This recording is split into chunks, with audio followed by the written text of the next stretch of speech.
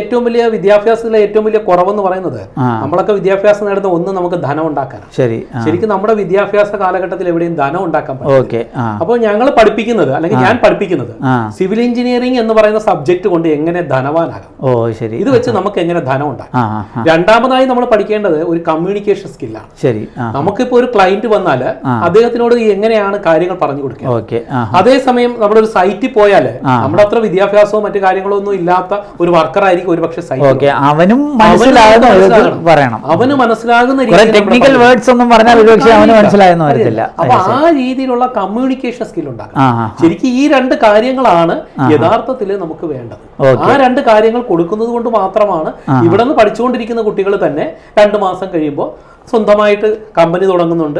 അതുപോലെ തന്നെ സ്വന്തമായിട്ട് ഫ്രീലാൻഡ് ആയിട്ട് വർക്കുകൾ ചെയ്യും. ഇപ്പൊ ആദ്യം വന്ന് അഡ്മിഷൻ എടുക്കുന്ന സമയത്ത് പലരും ചോദിക്കുന്നത് എനിക്ക് ജോലി കിട്ടുമോ എന്നാണ്. പക്ഷെ പിന്നീട് ഇവർക്ക് ഇന്ന് ജോലി കൊടുക്കാമെന്ന് പറഞ്ഞിട്ട് എന്റെ കൂടെ തന്നെ എഞ്ചിനീയേഴ്സിന്റെ അസോസിയേഷനിലൊക്കെ ഞാനുണ്ട്. അവരെല്ലാം പലരും വിളിക്കുന്നുണ്ട് നിങ്ങൾ ജോലിക്ക് വാ. ഇവരാരും ജോലിക്ക് പോയില്ല. കാരണം ഇവൻ അറിയാം ഒരു മാസം പുറത്തു പോയി നിന്ന് ചെയ്താൽ 10,000 രൂപ. പക്ഷെ 3 മണിക്കൂർ കൊണ്ട് ഒരു 3D വരച്ചു കൊടുത്താൽ ആ എമൗണ്ട് വീട്ടിൽ ഇരുന്നുകൊണ്ടുണ്ടാകും.